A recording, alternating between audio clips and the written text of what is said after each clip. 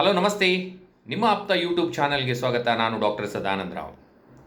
ಆತಂಕ ಇವತ್ತು ಸಾಮಾನ್ಯವಾಗಿ ಯಾರ ಬಾಯಲ್ಲೂ ಕೇಳಿದ್ರೆ ಯಾಕಪ್ಪ ಡಲ್ಲಾಗಿದೆಯಾ ಅಂತ ಕೇಳಿದಾಗ ತುಂಬ ಆತಂಕ ಸ್ಟಾರ್ಟ್ ಆಗಿದೆ, ತುಂಬ ಆಂಗ್ಸೈಟಿ ಜಾಸ್ತಿ ಆಗಿದೆ, ತೋಚ್ತಾ ಇಲ್ಲ, ಮಾರ್ಗ ತೋಚ್ತಾ ಇಲ್ಲ, ಭಯ ಜಾಸ್ತಿ ಆಗ್ತಾ ಇದೆ ಅನ್ನತಕ್ಕಂಥ ಮಾತನ್ನು ತುಂಬ ಜನ ಹೇಳ್ತಾರೆ. ಈ ಆತಂಕಕ್ಕೆ ಕಾರಣಗಳೇನು, ಹಾಗೆ ಇದನ್ನು ಹೇಗೆ ಸರಿಪಡಿಸ್ಕೊಳ್ಬಹುದು ಅನ್ನೋದರ ಕುರಿತಾಗಿ ಇವತ್ತು ಕೆಲವು ಮಾಹಿತಿಯನ್ನು ನಿಮ್ಮ ಜೊತೆ ಹಂಚ್ಕೊಳ್ತೀನಿ. ನೋಡಿ, ಆತಂಕ ಅಂತ ಹೇಳಿದರೆ ಯಾವುದೇ ಒಬ್ಬ ವ್ಯಕ್ತಿಯು, ಪ್ರತಿಯೊಬ್ಬರೂ ಕೂಡ ಯಾವತ್ತೂ ಸಂತೋಷವನ್ನು ಇಷ್ಟಪಡ್ತೀವಿ ವಿನಃ ದುಃಖವನ್ನಲ್ಲ.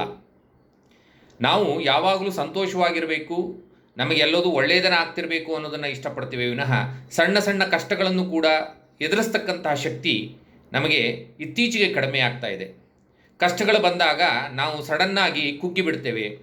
ಸುಖ ಬಂದಾಗ ನಾವು ತುಂಬ ಮೇಲ್ಮಟ್ಟಕ್ಕೆ ಯೋಚನೆಯನ್ನು ಮಾಡ್ತೇವೆ.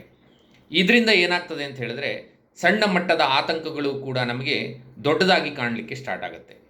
ಈ ಆತಂಕ ಬಂದಾಗ ಸಾಮಾನ್ಯವಾಗಿ ಫಿಸಿಕಲಿ ನಾವು ಹೇಗೆ ಇದನ್ನು ಕಂಡುಹಿಡಿಯೋದು ಅಂತ ಹೇಳಿದ್ರೆ, ಸರಿಯಾದಂತಹ ನಿದ್ರೆ ಅಂತಕ್ಕಂಥದ್ದು ಆಗೋದಿಲ್ಲ, ನಿದ್ರೆ ಬರೋದಿಲ್ಲ, ಅಥವಾ ತುಂಬ ಹೆಚ್ಚಾಗಿ ನಿದ್ರೆಯೂ ಕೂಡ ಬರುವ ಚಾನ್ಸಸ್ ಇರುತ್ತೆ.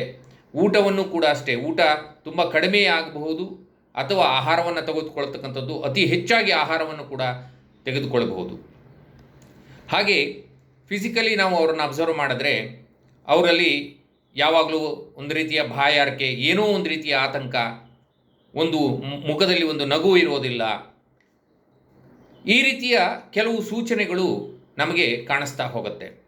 ಆಗ ನಾವು ವ್ಯಕ್ತಿ ಆತಂಕದಲ್ಲಿದ್ದಾನೆ ಅಂತಕ್ಕಂಥದ್ದನ್ನು ನಾವು ಕಾಣಬಹುದು.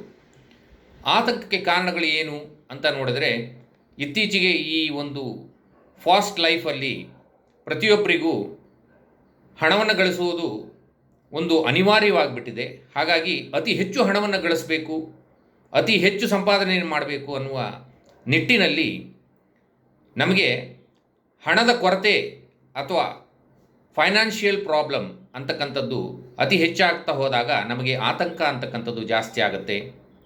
ಹಾಗೆ ಉದ್ಯೋಗದಲ್ಲಿ ಆಗಿರ್ತಕ್ಕಂಥದ್ದು, ಉದ್ಯೋಗದಲ್ಲಿ ತೊಂದರೆ ಆಗ್ತಕ್ಕಂಥದ್ದು, ಉದ್ಯೋಗವನ್ನು ಕಳ್ಕೊಳ್ಳೋದಾಗಿರಬಹುದು, ಅಥವಾ ಉದ್ಯೋಗದಲ್ಲಿ ಆಗ್ತಕ್ಕಂಥ ಕಿರಿಕಿರಿಗಳಾಗಿರಬಹುದು, ಮೇಲಧಿಕಾರಿಗಳಿಂದ ಆಗ್ತಕ್ಕಂತಹ ಕಿರಿಕಿರಿಗಳಾಗಿರಬಹುದು. ಇದರಿಂದ ವ್ಯಕ್ತಿ ಆತಂಕಕ್ಕೆ ಒಳಗಾಗ್ತಾ ಹೋಗ್ತಾರೆ.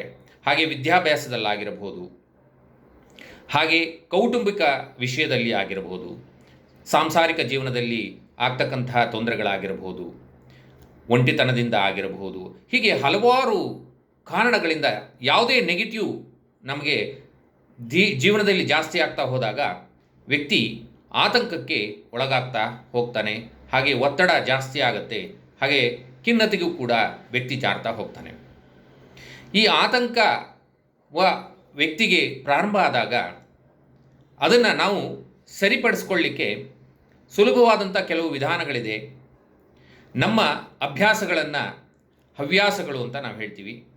ಹೆಚ್ಚಿನ ಜನ ಹವ್ಯಾಸ ಅಂತ ತಿಳಿದ್ರೆ ಏನಾಗುತ್ತೆ ಅಂದರೆ, ಈ ಸ್ಟ್ರೆಸ್ ಜಾಸ್ತಿ ಆದಾಗ, ಆಂಗ್ಸೈಟಿ ಜಾಸ್ತಿ ಆದಾಗ ಯಾವುದಾದ್ರೂ ಔಷಧಿ ಮಾತ್ರೆಗಳನ್ನು ನುಂಗ್ತಕ್ಕಂಥದ್ದು, ಅಥವಾ ಮದ್ಯ ಅಥವಾ ಮಾದಕ ವ್ಯಸನಗಳಿಗೆ ಬಲಿಯಾಗ್ತಕ್ಕಂಥದ್ದು, ಈ ರೀತಿ ಮಾಡ್ತಾರೆ. ಇದರಿಂದ ನಮ್ಮ ಆಂಗ್ಸೈಟಿ ಲೆವೆಲ್ ಇನ್ನೂ ಜಾಸ್ತಿ ಆಗುತ್ತೆ ವಿನಃ ಕಡಿಮೆ ಆಗೋದಿಲ್ಲ. ಸಾಮಾನ್ಯವಾಗಿ ಈ ಆಂಗ್ಸೈಟಿ ಅಥವಾ ಉದ್ವೇಗ ಅಥವಾ ಆತಂಕ ನಮ್ಮಲ್ಲಿ ಜಾಸ್ತಿ ಆದಾಗ ನಮ್ಮಲ್ಲಿ ಹಲವಾರು ವೈಟಮಿನ್ಗಳ ತೊಂದರೆ ನಮ್ಮಲ್ಲಿ ಕಾಣಿಸ್ಕೊಳ್ಳುತ್ತೆ. ಬಹಳ ಮುಖ್ಯವಾಗಿ ನಮಗೆ ಕಾಣಿಸ್ತಕ್ಕಂಥದ್ದು ವಿಟಮಿನ್ ಬಿ. ವಿಟಮಿನ್ ಬಿ ಇಂದ ಏನಾಗ್ತದೆ ಅಂತ ಹೇಳಿದ್ರೆ, ನಮ್ಮ ಮೆದುಳಿನಲ್ಲಿ ಥಯಾಮಿನ್ ಅಂತಕ್ಕಂತಹ ಅಂಶ ತುಂಬ ಕಡಿಮೆ ಆಗೋದ್ರಿಂದ ನಮಗೆ ಆತಂಕ ಅಂತಕ್ಕಂಥದ್ದು ಜಾಸ್ತಿ ಆಗುತ್ತೆ. ವಿಟಮಿನ್ B1 ಆಗಿರ್ಬೋದು, B6 ಆಗಿರ್ಬೋದು, B7 ಆಗಿರ್ಬೋದು, B12 ವೈಟಮಿನ್ ಡಿಫಿಷಿಯನ್ಸಿಯಿಂದ ನಮಗೆ ಆತಂಕ ಇನ್ನೂ ಸ್ವಲ್ಪ ಜಾಸ್ತಿ ಆಗ್ತಾ ಹೋಗುತ್ತೆ. ಹಾಗೆ ಪ್ರೋಬಯಾಟಿಕ್ಸ್ ಅಂತ ನಾವು ಹೇಳ್ತೀವಿ.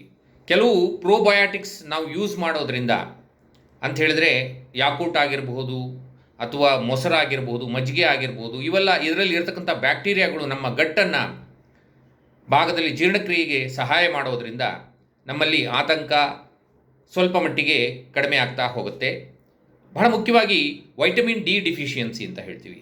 ವಿಟಮಿನ್ ಡಿ ಡಿಫಿಷಿಯನ್ಸಿ ನಮಗೆ ಪ್ರಾರಂಭ ಆಗ್ತಾ ಹೋದಾಗ ಅಂತ ಹೇಳಿದ್ರೆ, ಸನ್ನೆ ಎಕ್ಸ್ಪೋಸ್ ಆಗದೇ ಇರತಕ್ಕಂಥದ್ದು, ಅಥವಾ ನಾವು ಸರಿಯಾದಂಥ ಆಹಾರ ಪದಾರ್ಥಗಳನ್ನು ತಗೊಳ್ಳದೇ ಇರೋದರಿಂದ, ವಿಟಮಿನ್ ಡಿ ಅಂಶ ಇರತಕ್ಕಂಥ ಆಹಾರ ಪದಾರ್ಥಗಳನ್ನು ತಗೊಳ್ಳದೇ ಹೋಗೋದ್ರಿಂದ ನಮಗೇನಾಗ್ತದೆ ಅಂತ ಹೇಳಿದ್ರೆ, ದೇಹದಲ್ಲಿ ಕಾರ್ಟಿಸೋಲ್ ಅಂತಕ್ಕಂಥ ಹಾರ್ಮೋನು ಅತಿ ಹೆಚ್ಚಾಗಿ ಬಿಡುಗಡೆ ಮಾಡೋದ್ರಿಂದ, ಇದನ್ನೇ ಕಾರ್ಟಿಸೋಲ್ ಹಾರ್ಮೋನಿಗೆ ನಾವು ಸ್ಟ್ರೆಸ್ ಹಾರ್ಮೋನ್ ಅಂತ ಹೇಳಿ ಕರಿತೀವಿ.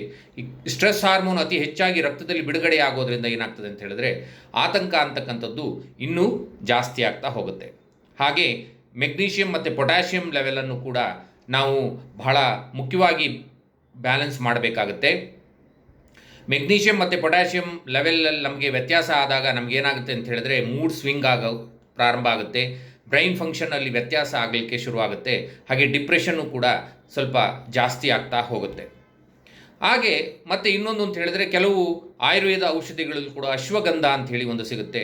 ಈ ಅಶ್ವಗಂಧವನ್ನು ಉಪಯೋಗ ಮಾಡೋದ್ರಿಂದನೂ ಕೂಡ ನಮ್ಮ ಆತಂಕ, ಹಾಗೆ ನಮ್ಮ ಸ್ಟ್ರೆಸ್ ಲೆವೆಲ್ಲು, ಹಾಗೆ ನಮ್ಮ ಡಿಪ್ರೆಷನ್ನು ಕೂಡ ಸ್ವಲ್ಪ ಮಟ್ಟಿಗೆ ಕಡಿಮೆ ಆಗ್ತಾ ಹೋಗುತ್ತೆ. ಹೀಗೆ ವೈಟಮಿನ್ ಡಿಫಿಷಿಯನ್ಸಿಯಿಂದನೂ ಕೂಡ ನಮಗೆ ಕೆಲವು ಬಾರಿ ಆತಂಕ ಅಂತಕ್ಕಂಥದ್ದು ಜಾಸ್ತಿ ಆಗ್ತಾ ಹೋಗುತ್ತೆ. ಈ ಆತಂಕ ಬಂದಾಗ ಅಥವಾ ಈ ಥರದ ಸ್ಟ್ರೆಸ್ಫುಲ್ ಸಿಚುವೇಷನನ್ನು ನಾವು ಹ್ಯಾಂಡಲ್ ಮಾಡಬೇಕು ಅಂತ ಹೇಳಿದ್ರೆ, ಬಹಳ ಮುಖ್ಯವಾಗಿ ನಮ್ಮ ಅಭ್ಯಾಸಗಳನ್ನು ಸ್ವಲ್ಪ ನಾವು ಒಳ್ಳೆಯ ಅಭ್ಯಾಸಗಳನ್ನು ರೂಢಿಸ್ಕೊಳ್ಬೇಕಾಗುತ್ತೆ. ಧ್ಯಾನ ಅಥವಾ ಯೋಗ ಮಾಡ್ತಕ್ಕಂಥದ್ದು, ವ್ಯಾಯಾಮವನ್ನು ಮಾಡ್ತಕ್ಕಂಥದ್ದು, ಎಕ್ಸಸೈಸನ್ನು ಮಾಡ್ತಕ್ಕಂಥದ್ದು, ವಾಕಿಂಗ್ ಮಾಡ್ತಕ್ಕಂಥದ್ದು, ಅಥವಾ ಸ್ನೇಹಿತರ ಜೊತೆ ಮಾತಾಡ್ತಕ್ಕಂಥದ್ದು, ಅಥವಾ ಒಳ್ಳೆಯ ಪುಸ್ತಕಗಳನ್ನು ಓದ್ತಕ್ಕಂಥದ್ದು, ಸ್ಪಿರಿಚುಯಾಲಿಟಿ ಬಗ್ಗೆ ಸ್ವಲ್ಪ ನಮಗೆ ಆಸಕ್ತಿ ಇದ್ದರೆ ಅದರಲ್ಲಿ ಸ್ವಲ್ಪ ಆಸಕ್ತಿಯನ್ನು ತೋರಿಸ್ತಕ್ಕಂಥದ್ದು, ಇದು ಎಲ್ಲದರಿಂದನೂ ಕೂಡ ನಮಗೆ ಬಂದಿರತಕ್ಕಂತಹ ತಾತ್ಕಾಲಿಕವಾಗಿ ಬಂದಿರತಕ್ಕಂಥ ಆಂಗ್ಸೈಟಿ ಅಥವಾ ಆತಂಕವನ್ನು ನಾವು ಪರಿಹಾರ ಮಾಡಿಕೊಳ್ಬೋದು. ಅದು ಸಾಧ್ಯ ಇಲ್ಲ ಅಂತ ಹೇಳಿದ್ರೆ, ಆಪ್ತ ಸಲಹೆಯ ಮೂಲಕವಾಗಿ ನಾವು ಈ ಆತಂಕವನ್ನು ನಾವು ಕಡಿಮೆ ಮಾಡ್ಕೊಳ್ತಾ ಹೋಗಬಹುದು. ಆತಂಕ ತುಂಬ ಜಾಸ್ತಿ ಆಗ್ತಾ ಹೋದರೆ ಮಾನಸಿಕ ಸ್ಥಿತಿ ಹಾಳಾಗ್ತಾ ಹೋಗುತ್ತೆ. ಇದರಿಂದ ದೈಹಿಕವಾಗಿಯೂ ಕೂಡ ನಮಗೆ ಹಲವಾರು ತೊಂದರೆಗಳು ಅಂತಕ್ಕಂಥದ್ದು ಕಾಣಿಸ್ತಾ ಹೋಗುತ್ತೆ. ಏನು ದೈಹಿಕವಾಗಿ ತೊಂದರೆಗಳು? ಆತಂಕ ಜಾಸ್ತಿ ಆಯಿತು, ನಾನು ಹೇಳಿದೆ ಕಾರ್ಟಿಸೋಲ್ ಹಾರ್ಮೋನಲ್ಲಿ ವ್ಯತ್ಯಾಸ ಆದಾಗ ನಮಗೇನಾಗ್ತದೆ ಅಂತ ಹೇಳಿದ್ರೆ, ಈ ಮಾಂಸಖಂಡಗಳ ಬಿಗಿತ ಅಂತಕ್ಕಂಥದ್ದು ಜಾಸ್ತಿ ಆಗ್ತಾ ಹೋಗುತ್ತೆ. ನಮಗೆ ಎಂಡಾರ್ಫಿನ್ ಲೆವೆಲ್ಲು ಸಕ್ರಿಷನ್ ಕಡಿಮೆ ಆಗ್ತಾ ಹೋಗುತ್ತೆ. Endorphin is the pleasant hormone ಅಂತ ಹೇಳ್ತೀವಿ. ಮೆದುಳಿನಲ್ಲಿ ಎಂಡಾರ್ಫಿನ್ ಸರಿಯಾಗಿ ಸಕ್ರಿಷನ್ ಆಗೋದಿಲ್ಲ. ಇದರಿಂದ ಏನಾಗ್ತದೆ ಅಂತ ಹೇಳಿದ್ರೆ, ದುಃಖ, ಆತಂಕ, ಎಲ್ಲ ನನಗೆ ಕಷ್ಟ ಇದೆ ಅಂತಕ್ಕಂಥ ಮನೋಭಾವ ನಮ್ಮಲ್ಲಿ ಜಾಸ್ತಿ ಆಗ್ತಾ ಹೋಗುತ್ತೆ. ಫಿಸಿಕಲಿ ನಮಗೇನಾಗ್ತದೆ, ಜಾಯಿಂಟ್ ಪೇನ್ ಆಗಿರ್ಬೋದು, ಹೊಟ್ಟೆಯಲ್ಲಿ ಒಂದು ರೀತಿಯಲ್ಲಿ ನೋವು ಆಗಿರಬಹುದು, ಅಥವಾ ಲೂಸ್ ಮೋಷನ್ ಆಗೋದಾಗಿರಬಹುದು, ಪದೇ ಪದೇ ಯೂರಿನೇಷನ್ ಹೋಗೋದಾಗಿರಬಹುದು, ಅಥವಾ ಕಾನ್ಸ್ಟಿಪೇಷನ್ ಆಗಿರಬಹುದು, ಏನೋ ಒಂದು ರೀತಿ ಕಸಿವಿಸಿ ಆಗಿರಬಹುದು, ಹಸಿವೆ ಆಗದೇ ಇರತಕ್ಕಂಥದ್ದು ಆಗ್ಬೋದು, ಅಥವಾ ತುಂಬ ಹಸಿವು ಆಗ್ತಕ್ಕಂಥದ್ದಾಗಿರ್ಬೋದು. ಇದು ಎಲ್ಲ ಸೂಚನೆಗಳು ಕೂಡ ನಮಗೆ ಈ ಆತಂಕ ಅಂತಕ್ಕಂತಹ ಒಂದು ಕಂಡೀಷನ್ಗೆ ನಾವು ಹೋದಾಗ ಪ್ರಾರಂಭ ಆಗುತ್ತೆ. ಹಾಗಾಗಿ ಹಿಂದಿನವರು ಇದಕ್ಕೆಲ್ಲ ತುಂಬ ಒಳ್ಳೆಯ ಉದಾಹರಣೆಗಳನ್ನು ಹೇಳಿದ್ದಾರೆ. ಹಾಸಿಗೆ ಇದ್ದಷ್ಟು ಕಾಲು ಚಾಚಬೇಕು ಅಂತ. ಅತಿ ಹೆಚ್ಚಾಗಿ ನಾವು ಸಾಲಗಳನ್ನು ತಗೊಳ್ತಕ್ಕಂಥ, ಸಾಲ ಮಾಡ್ತಕ್ಕಂಥದ್ದು, ಅಥವಾ ಫ್ಯಾಂಟಸಿ ಲೈಫಿಗೆ ಬೀಳ್ತಕ್ಕಂಥದ್ದು. ಯಾರೋ ತಗೊಂಡ್ರು, ಯಾರೋ ಮನೆ ಮಾಡಿದರು, ಅಥವಾ ಯಾರೋ ದೊಡ್ಡ ಕಾರ್ ತಗೊಂಡ್ರು ಅಂದರೆ ನಾವು ಅದಕ್ಕೆ ಯೋಚನೆ ಮಾಡ್ತಕ್ಕಂಥದ್ದು, ಅದನ್ನು ತಗೊಳ್ಳೋದು ಸಾಲವನ್ನು ಮಾಡಿ. ಇದರಿಂದ ಏನಾಗ್ತದೆ, ಆರ್ಥಿಕ ಪರಿಸ್ಥಿತಿ ಅಂತಕ್ಕಂಥದ್ದು ಬಿಗಡಾಯಿಸ್ಕೊಳ್ಳುತ್ತೆ. ಆವಾಗ ನಮಗೆ ಆತಂಕ ಅಂತಕ್ಕಂಥದ್ದು ಜಾಸ್ತಿ ಆಗುತ್ತೆ. ಹಾಗಾಗಿ ನಾವು ಬೇರೆಯವರ ಬಗ್ಗೆ ಯೋಚನೆ ಮಾಡೋದಕ್ಕಿಂತ ನಮ್ಮ ಬಗ್ಗೆ ನಾವು ಯೋಚನೆ ಮಾಡಿಕೊಂಡು ನಮ್ಮಲ್ಲಿ ಏನು ಸಾಧ್ಯತೆಗಳಿದೆಯೋ ಅದರಲ್ಲಿ ಸಂತೋಷ ಪಡುವುದರಲ್ಲಿ ಅಭ್ಯಾಸ ಮಾಡ್ಕೊಳ್ತಾ ಹೋದರೆ ಈ ಆತಂಕ ಅಂತಕ್ಕಂಥದ್ದನ್ನು ನಾವು ಕಡಿಮೆ ಮಾಡಿಕೊಳ್ಬಹುದು ಅಂತ ಹೇಳ್ತೀನಿ. ಹೆಚ್ಚಿನ ಮಾಹಿತಿ ನಿಮಗೆ ಬೇಕಾದರೆ www.mindbodycoldlaser.com ಭೇಟಿ ಮಾಡಿ. ಅಲ್ಲಿ ನಮ್ಮ ಫೋನ್ ನಂಬರ್ಸ್ ಬರ್ತಾ ಇದೆ. ನಿಮಗೆ ಯಾವುದೇ ರೀತಿಯ ಈ ದೈಹಿಕ ಅಥವಾ ಮಾನಸಿಕ ಸಮಸ್ಯೆಗಳು ನಿಮ್ಮಲ್ಲಿ ಇದ್ದರೆ ಖಂಡಿತ ನೇರವಾಗಿ ನಮ್ಮನ್ನು ಭೇಟಿಯಾಗಿ ನಮ್ಮಿಂದ ಏನು ಸಹಾಯ ನಿಮಗೆ ಸಿಗಬಹುದು, ಯಾವ ರೀತಿ ನಿಮಗೆ ಹೆಲ್ಪ್ ಮಾಡ್ಬೋದು, ಆ ರೀತಿಯಲ್ಲಿ ನಾವು ನಿಮಗೆ ಹೆಲ್ಪ್ ಮಾಡ್ತೀವಿ. ನಮಸ್ತೆ.